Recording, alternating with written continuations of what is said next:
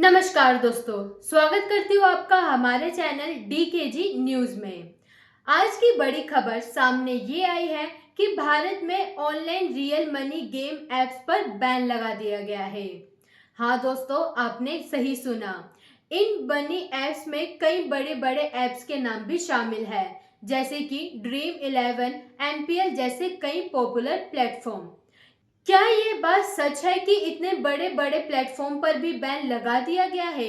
Dream11 क्या सच में बंद हो गया है? इन सभी सवालों का जवाब हम आज की इस वीडियो में देने वाले हैं। साथ ही सबसे बड़ा सवाल, अगर Dream11 पर बैन लगा दिया गया है तो क्रिकेट में Dream11 का क्या होगा?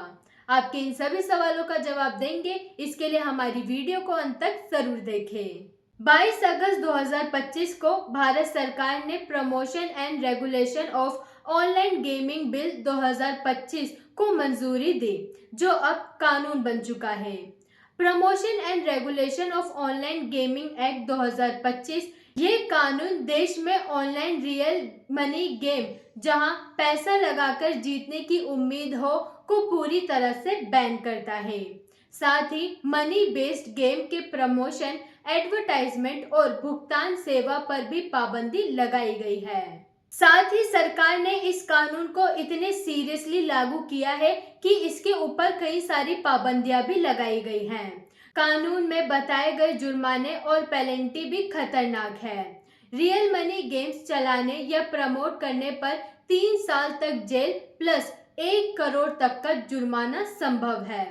प्रमोशन और एडवर्टाइजमेंट के लिए 2 साल तक की जेल और 50 लाख तक का जुर्माना है। बैंकों और वित्तीय संस्थानों को ऐसे प्लेटफॉर्म के लिए पेमेंट प्रोसेसिंग के लिए रोक दिया गया है, यानी कि अगर कोई बैंक से इन एप्स पर पेमेंट करता है तो उस पर पूरी तरह से पाबंदी लगाई दी गई है। साथ ही कानून स्किल बेस्ड और एडवांस बेस्ड गेम्स का अंतर मिटा देता है। रीजनल भेदभाव अब लागू नहीं होगा। लेकिन ये सभी सारी चीजें बाकी प्लेटफॉर्म तक तो ठीक, लेकिन Dream11 जैसे बड़े प्लेटफॉर्म का क्या होगा? अब सवाल ये उठता है कि Dream11 और अन्य बड़े गेमिंग प्लेटफॉर्म में क्या कार्रवाई की जाएगी। Dream11 ने तुरंत अपने सभी पेड कॉन्टेस्ट को बंद कर दिया है और केवल free to play social game की ओर शिफ्ट हो गए हैं। बात करें अन्य प्लेटफॉर्म्स की, जैसे MPL, Zupi, गेमस्ट्राफ समेत कई कंपनियों ने भी कैश वाले गेम्स बंद कर दिए हैं और फ्री वर्जन ही चलाए जाने की घोषणा की है।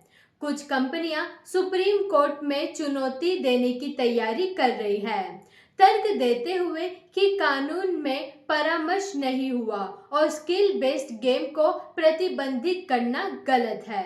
अब देखना होगा कि ये कंपनियां जो चुनौती दे रही है वो भी सीधा सरकार को, ऐसे में कंपनियों को क्या निष्कर्ष मिलेगा, अब ये उनको आने वाला समय ही दिखाने वाला है।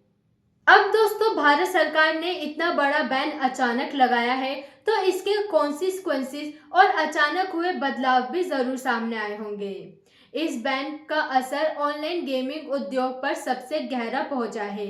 20,000 करोड़ के टैक्स नुकसान की आशंका जताई गई है। वहीं Dream11 भारत क्रिकेट टीम का मुख्य स्पॉन्सर है। ये स्थिति BCCI को भी प्रभावित कर सकती है। इसके विपरीत सरकार ने बताया कि ये कदम वित्तीय जोखिम, एडिक्शन और आतंक फाइनेंसिंग जैसे खतरनाक गतिविधियों से भी बचाव के लिए बना है। तो अब सवाल उठता है कि अब आगे क्या होगा। आपको बता दें कि सरकार ने ई स्पोर्ट्स और सोशल गेमिंग को बढ़ावा देने की घोषणा की है। ये नए अवसर बन सकते हैं। एक national online gaming commission NOGC बनेगा, जो लाइसेंसिंग और निगरानी करेगा, लेकिन इन्फोर्समेंट कितना कड़ाई से होगा ये अभी सवाल है। कई ऑफशोर प्लेटफॉर्म्स राजकुमार की तरह मिरर साइट से इवेंट करते रहेंगे। उद्योग अभी कोर्ट से चुनौती की तैयारी कर रहा है। देखना होगा सुप्रीम कोर्ट इस पर क्या फैसला सुनाएगी। तो दोस्तों, ये था भारत में नया online gaming act 2025। Real money games पर पाबंदी, ड्रीम 11 का फ्री टू प्ले शिफ्ट और ई स्पोर्ट्स की नई राह। आप क्या सोचते हैं इस बारे में? भारत में ये जो बैन लगा है ये भविष्य के लिए सही है या गलत? इस पर आपकी क्या राय है? ध्यान रखिए, हर एक व्यक्ति की राय जरूरी है, हमारे लिए और हमारे चैनल के लिए।